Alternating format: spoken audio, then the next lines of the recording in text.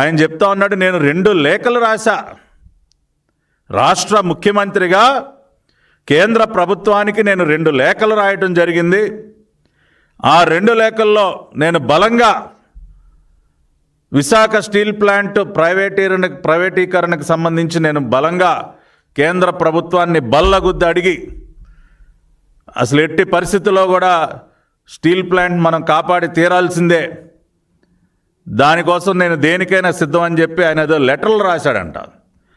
ఫిబ్రవరి 2021 ఒక లెటరు, మార్చి 2021 ఒక లెటర్ అని చెప్పి ఆ లెటర్లు కూడా ఇట్లా చూపించి ఇలా ఇలా ఇలా ఇలా ఇలా ఊపుతా ఉన్నాడు. లెటర్లు చూపిపోయాయని చెప్పి లెటర్ ఇలా చూపించి ఇలా ఇలా ఇలా ఊపాడు గొడ్డల పార్టీ అధ్యక్షుడు. కానీ మిస్టర్ జగన్ రెడ్డి, నువ్వు ఆ లెటర్లో ఏం రాసావో కూడా చదివి వినిపిస్తే బాగుండేది కదయ్యా. లెటర్ ఉరికినట్లా గాల్లో పెట్టిలా ఊపటం కాదు, దానిలో తమరు ఎటువంటి ప్రతిపాదనలు చేశారో, ఎంత గొప్ప ప్రతిపాదనలు చేశారో అవన్నీ చదివి వినిపిస్తే ఇంకా బ్రహ్మాండంగా ఉండేది కదా. నువ్వు ఆ పని చేయలేవు. ఎందుకంటే తమరు గౌరవ ప్రధానమంత్రి గారికి రాసినటువంటి లేఖలో ఏమిందో ఇప్పుడు నేను ఒకసారి చదివి వినిపిస్తా. నేను చదివి వినిపించిన తర్వాత ప్రజలకు కూడా అర్థమవుతుంది నువ్వు ఎందుకో బహిరంగంగా ఆ లేఖని చదవలేవో, ఊరికి ఇట్లా గాల్లో ఊపి ప్రజల్ని మభ్యపెట్టే ప్రయత్నం ఎందుకు చేసావు. ఈ లేఖలో ఉన్నటువంటి విషయాన్ని నేను చదివి వినిపిస్తే అర్థమవుతుంది. ఇది ఆ రోజున జగన్మోహన్ రెడ్డి మార్చి 9, 2021 రాసినటువంటి లేఖ. Letter number 8/CM Additional Secretary /2021 Shri Narendra Modi ji, written by YS Jaganmohan Reddy on his own letterhead. దీనిలో ఆయన ప్రధానంగా ప్రస్తావిస్తున్నటువంటి అంశం ఏంటంటే అండి, I would like to draw your kind attention towards the facts. The company has around 19,700 acres of land currently, and the valuation of these lands alone could exceed 1 lakh crore rupees due to the location of the plant in the urban area and rapidly expanding urban sprawl. ఏం చెప్తా ఉన్నారంటే అండి, ఆ లేఖలో Visakhapatnam steel ప్లాంట్కి విలువైనటువంటి భూమి ఉంది. 19,700 ఎకరాల విలువైనటువంటి భూమి ఉంది. అది 1,00,000 కోట్లకి పైబడి ఉంటుంది. ప్రధానమంత్రి గారు, మంచి అర్బన్ ఏరియాలో సెంటర్లో ఉంది సార్ అని చెప్తూ ఆయన గారు ఏమన్నారంటే, ఈ లెటర్లో ఫినిషింగ్ టచ్ లాస్ట్ పేజ్లో ఆయన చేసినటువంటి ప్రతిపాదన, monetising land to make the company cash rich. ప్రధానమంత్రి గారు, ఆ భూమి అమ్మేద్దాం సార్, మనం దాన్ని తెగనమ్మేద్దాం, అమ్మేసి ఆ డబ్బులతో మంచి సొమ్ములు తీసుకొద్దాం అని చెప్పి ఆయన రాసినటువంటి మాటలు ఏంటంటే, ఉన్నటువంటి దాదాపు 19,700 ఎకరాల్లో ఇమ్మీడియట్గా RINL has nearly 7,000 acres of unutilized lands, and the measure that Government of India can take up is to monetize these lands by way of plotting and sale, and the amounts realized will make the company cash rich. So ఆయన గారు ఏం చెప్తా ఉన్నారంటే, ఈ ప్లాట్లు వేసి అమ్మేయాలంటండి. What mister Jagan Reddy, ఇదే కదా తమరు రాసింది లెటర్లో. 19,700 ఎకరాల విలువైనటువంటి భూమి, 1,00,000 కోట్ల రూపాయలు పైబడి వాల్యూ చేసేటటువంటి భూమి స్టీల్ ప్లాంట్కి ఉంది. దానిలో అర్జెంటుగా మనం 7,000 ఎకరాలు తెగనమ్మేద్దాం, ప్లాట్లు వేసి రియల్ ఎస్టేట్ వ్యాపారం చేద్దాం, ఆ రకంగా కంపెనీని ఆదుకుందాం. ఉన్న ఆస్తులు అమ్మేసి ఇంకా కంపెనీ ఆదుకునేది ఏంటండి? ఆస్తుల్ని తెగనమ్మటం అనేది కంపెనీని ఆదుకోవటమా? వాట్ మిస్టర్ జగన్ రెడ్డి, ఈ లెటర్ గురించేనా మీరు ఇంత గొప్పగా నిన్న ప్రెస్ మీట్లో మాట్లాడుతూ ఉన్నారు? ఒక్కసారి రాష్ట్ర ప్రజలందరికీ గొడ్డల పార్టీ అధ్యక్షుడు ఏం రాశాడో చదివి వినిపించి, ఎప్పటికైనా దయచేసి నిన్న ఎవరైనా అమ్మో జగన్మోహన్ రెడ్డి గారు 2 లేఖలు రాశారంట, చాలా గొప్పగా ఏదో అడిగారంట అన్న భ్రమలో కనుక ఎవరైనా ఉంటే ఆయన లేఖలో ఏం రాశారో ఇప్పుడు చదివి వినిపించిన తర్వాత మన గొడ్డల పార్టీ అధ్యక్షుడి యొక్క నిజమైనటువంటి నైజం ఏంటో అర్థమై ఉంటుంది. 7,000 ఎకరాల భూమిని తెగనమ్మేయండి, ప్లాట్లేసి రియల్ ఎస్టేట్ వ్యాపారం చేసేద్దాం అని లేఖలో రాసి దీని గురించి నిస్సిగ్గుగా నిన్న గొప్పలు చెప్తా ఉంటాయా నువ్వు? ఇదా దీన్ని పరిష్కారం అంటారా? నిన్న అందుకనే మా పార్టీ జాతీయ కార్యనిర్వాహక అధ్యక్షులు నారా లోకేష్ గారు ఆయన సోషల్ మీడియా హ్యాండిల్స్లో ఒక పాత వీడియో, గతంలో చీఫ్ సెక్రటరీగా పనిచేసినటువంటి ఎల్వి సుబ్రహ్మణ్యం గారి వీడియోను కూడా పోస్ట్ చేశారు. ఒక ఇంటర్వ్యూలో చాలా క్లియర్గా ఆయన ఏం చెప్పారంటే, one fine day chief minister నన్ను పిలిచి స్టీల్ ప్లాంట్ భూములను అమ్మేద్దాం, మనం ఇంకో రకంగా మనం ఏదో రాజధాని నిర్మాణం అని చెప్పి పెద్ద బిల్డప్ ఇస్తున్నాం కదా, దానికి వాడేద్దాం అని చెప్తే నేను షాక్ అయ్యాను. వద్దు సార్, అది కరెక్ట్ కాదండి, అట్లా ఆస్తులు అమ్మటం కరెక్ట్ కాదు అని నేను చెప్తే, అలవా నీకేం తెలుసు అని ఆయన గదవాయించాడని చెప్పి నిన్న ఎల్వి సుబ్రహ్మణ్యం గారి వీడియో ఇంటర్వ్యూలో చెప్పిన మాటలు పోస్ట్ చేస్తే, లేదు ఆయన తిట్టడం, బండబూతులో సుబ్రహ్మణ్యం గారిని తిట్టడం, పచ్చి అబద్ధాలు చెప్తా ఉన్నాడు ఆయన అని చెప్పి. మరి దీన్ని ఏమంటారు సార్? ఇవాళ గొడ్డల పార్టీ తరఫున మాట్లాడేటటువంటి కొంతమంది పెయిడ్ ఆర్టిస్టులు ఎల్వి సుబ్రహ్మణ్యం గారు చెప్పిందంత పచ్చి అబద్ధం, అసలు మేము ఎప్పుడు అలా అనలేదని వాళ్ళు అంటున్నటువంటి వారు ఈ లేఖలో జగన్మోహన్ రెడ్డి గారు రాసినటువంటి రాతల గురించి ఏమంటారు? మీకు డే 1 నుంచి విశాఖపట్నం స్టీల్ ప్లాంట్ని కాపాడాలన్న ఆలోచన లేనే లేదు.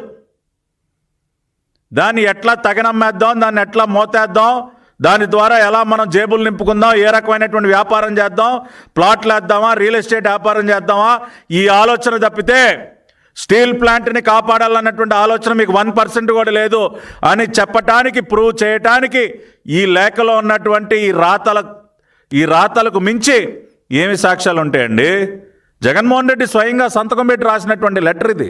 ఆయనే చెప్పాడు ప్రధానమంత్రి గారికి నేను లేఖ రాశానని చెప్పి. కానీ లేఖలో ఉన్నటువంటి సారాంశం ఏంటి? భూములని తెగనమ్మడం.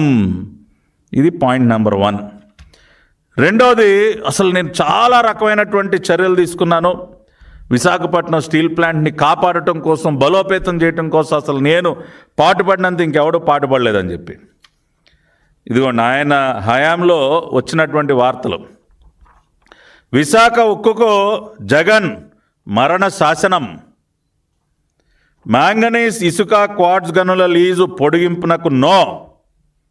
విశాఖ ఉక్కుకు జగన్ మరణ శాసనం. ఇది సార్ మీరు సాధించినటువంటి ఘనకార్యం, ఇది మీరు చేసినటువంటి ఘనకార్యాలు ఇవి. ఏ రకంగా మరణ శాసనం అని ఒకసారి వివరాల్లోకి వెళితే, విశాఖ ఉక్కు కర్మాగారానికి విజయనగరం జిల్లా గర్భంలో 264 హెక్టార్ల మ్యాంగనీస్ గనులు ఉన్నాయండి. నెల్లిమర్లలో 64 హెక్టార్ల సిలికా.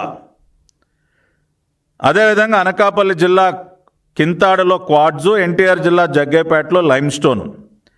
అదేవిధంగా తెలంగాణలో ఖమ్మం జిల్లా మాదారంలో డోలమైట్ గనులు ఉన్నాయి. అంటే ఇవన్నీ కూడా ఉక్కు తయారీకి అవసరమైనటువంటి ఖనిజాలు.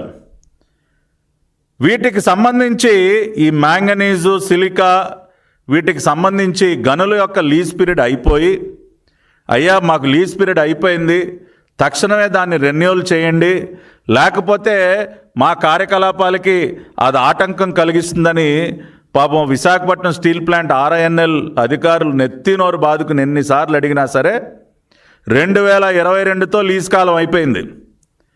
2024 వరకు గొడ్డల పార్టీ అధ్యక్షుడు ఈ రాష్ట్రానికి ముఖ్యమంత్రి. 2 సంవత్సరాల పాటు దాని లీజు పొడిగించకుండా, ఎందుకు పొడిగించలేదంటే అది ప్రైవేట్లో వ్యాపారం చేసుకోవచ్చు కదా. స్టీల్ ప్లాంట్కి ఆ మ్యాంగనీస్ గనులు, సిలికా గనులు ఇస్తే వీళ్ళకి వచ్చే లాభం ఏముంది? అదే వాళ్ళకి లీజు పొడిగించకుండా మనమే వ్యాపారం చేసుకుంటే తాడేపల్లి కొంపకి ఫుల్గా క్యాష్ కదా. అందుకని 2 సంవత్సరాల పాటు ఆ లీజును పొడిగించకపోతే చంద్రబాబు నాయుడు గారు ముఖ్యమంత్రి అయిన తర్వాత, ఎన్డీఏ ప్రభుత్వం వచ్చిన తర్వాత ఆ మ్యాంగనీస్ గనుల యొక్క లీజుని పునరుద్ధరించి స్టీల్ ప్లాంట్ని కాపాడాం.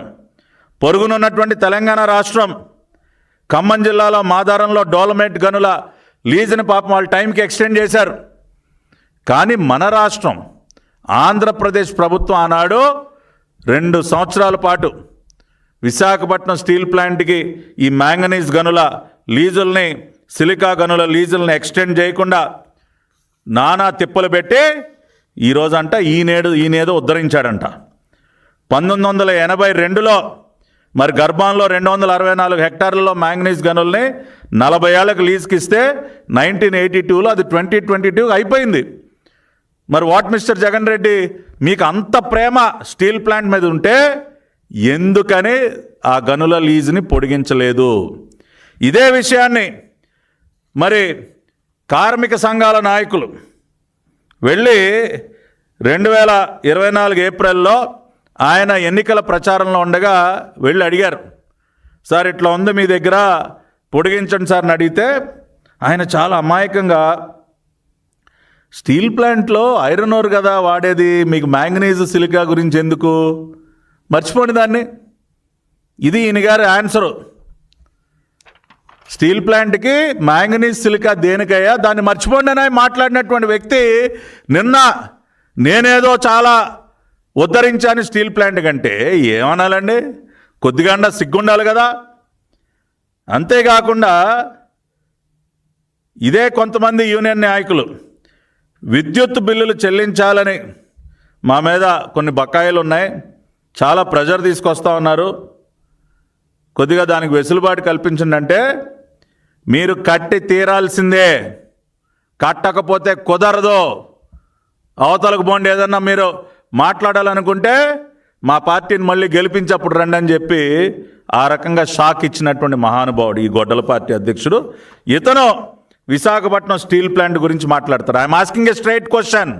నీకంత ప్రేమ స్టీల్ ప్లాంట్ పైన ఉంటే ఎందుకో లీజ్ ఎక్స్టెండ్ చేయాలి? ఆ మ్యాంగనీస్ దీనో సిలికా మైన్స్ యొక్క లీజుని 2 సంవత్సరాల పాటు ఎందుకు తొక్కిపెట్టావు? ఎందుకు అంటే విశాఖపట్నం స్టీల్ ప్లాంట్ మూతపడాలి, ఆ భూముల్లో తమరు వ్యాపారం చేయాలి, అది మీ ఎజెండా. కాబట్టి ఈ రకమైనటువంటి పనులు చేయటం జరిగింది.